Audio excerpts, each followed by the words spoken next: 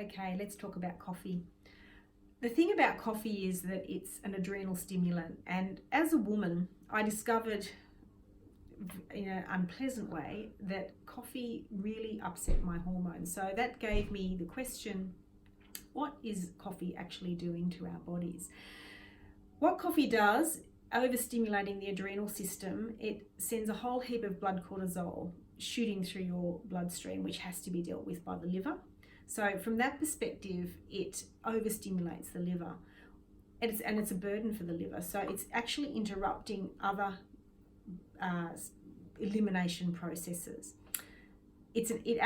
Coffee also aggravates the digestive tract. So from the perspective of if you're eating something, it can actually make you run to the toilet probably too quickly. So it's stimulating that fight response a little bit too much. The other thing that it does is in producing high levels of blood cortisol, it's actually creating a situation where it can also drop your blood glucose levels, and it can set up a situation of insulin resistance, which I know coffee drinkers are going to really find this difficult to understand, and particularly people who probably sell coffee. I love the smell of coffee. I think coffee is a wonderful, wonderful thing, and I think in moderation it's great. And I love coffee flavor. This has nothing to do with coffee in that way, but too much coffee on a daily basis is a real issue, particularly for women.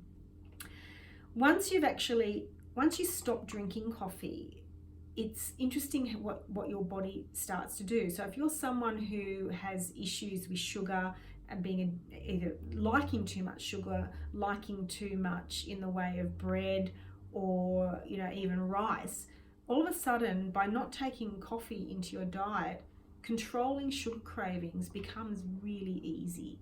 And I bet you didn't know that.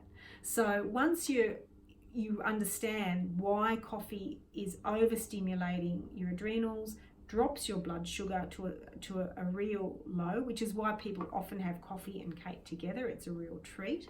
But the cycle that puts you into in terms of your metabolism is a real issue, and the knock-on effect for women for adrenal fatigue is another issue, and of course weight gain around the middle is another issue, and all those things are related to too much adrenal hormone in your body.